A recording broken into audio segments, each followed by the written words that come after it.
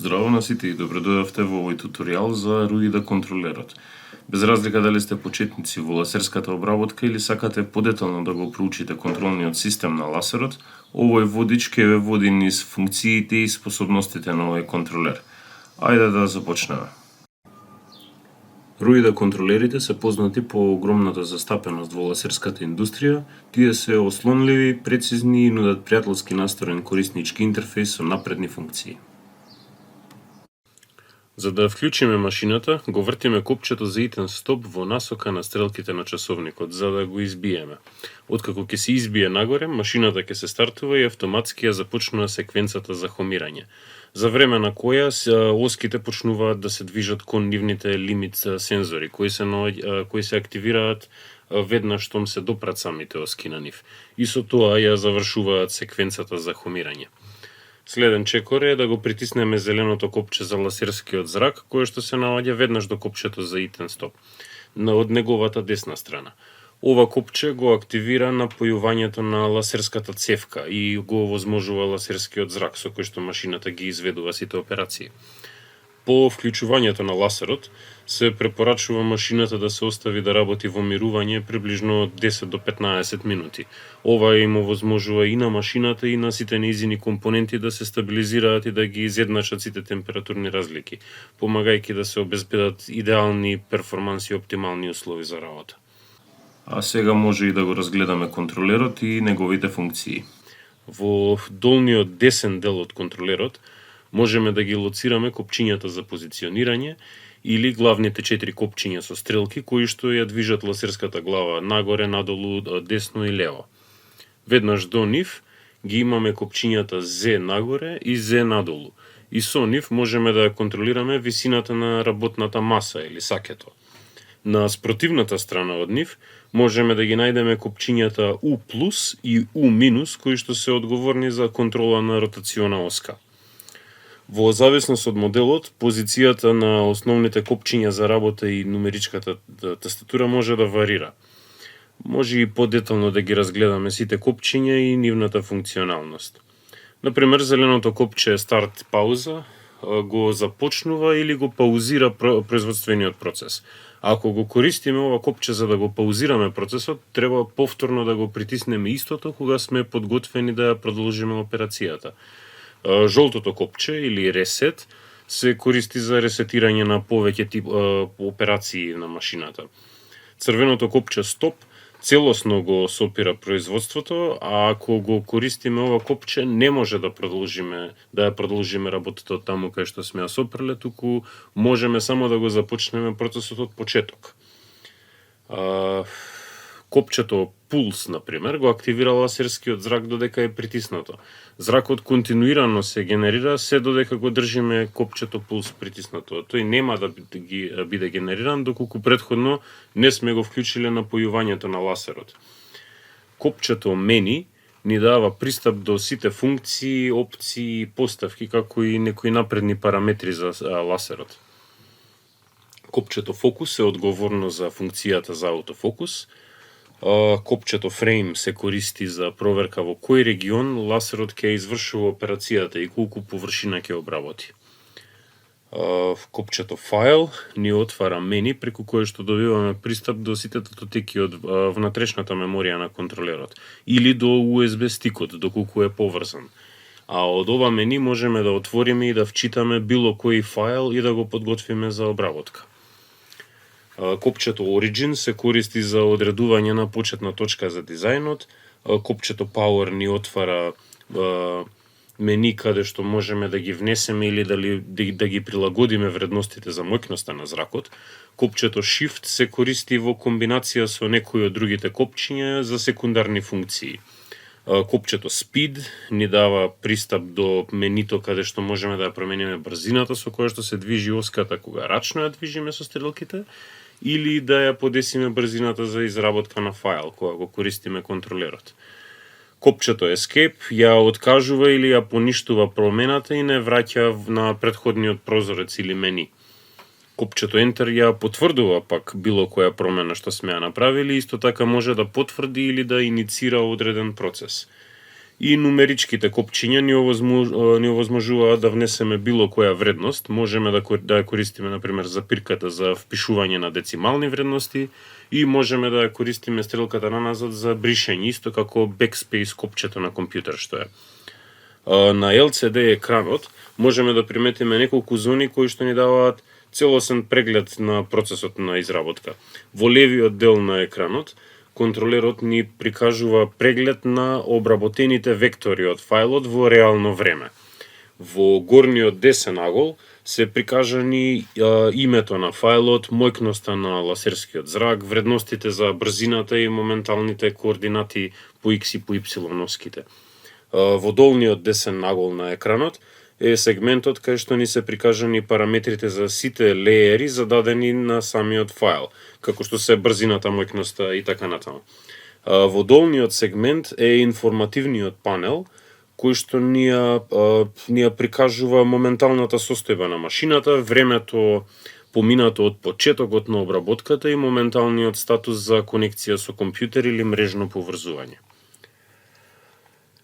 Следно може да разгледаме процедурата за самиот производствен процес.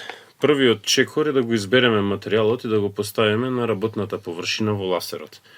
Откако ќе го позиционираме правилно материјалот, потребно е да извршиме операцијата за автоматско фокусирање.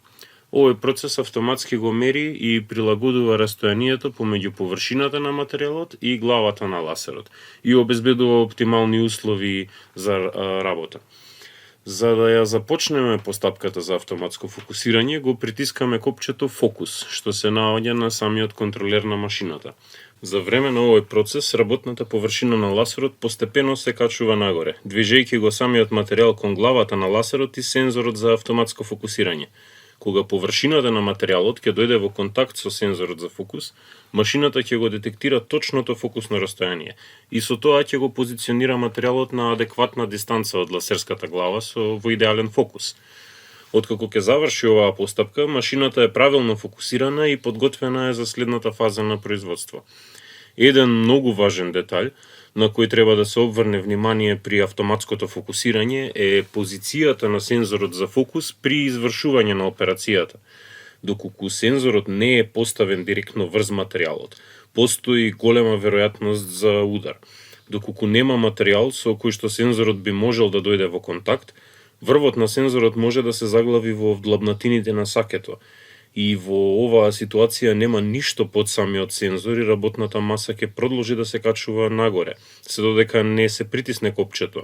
Но за жал во овие услови нема ништо што може да го притисне копчето, што ќе резултира во качување на работната маса се додека не се удри во главата на ласерот со потенцијал да ги измести и оштети компонентите. Затоа секогаш мора да бидеме внимателни и уште еднаш дополнително да провериме се пред да извршиме постапката.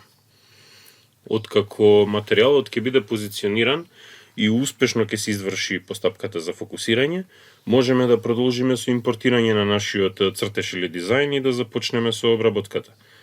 За да импортираме цртеж, претходно мора да го подготвиме во RDWorks, софтверот за RUID контролери. Овој тип на контролер го чита само сопствениот тип на фајлови, како што се .rd фајловите, кои што се изгенерирани од самиот софтвер. И од таа причина не можеме да импортираме класичен DXF фајл директно во контролерот преку USB стик.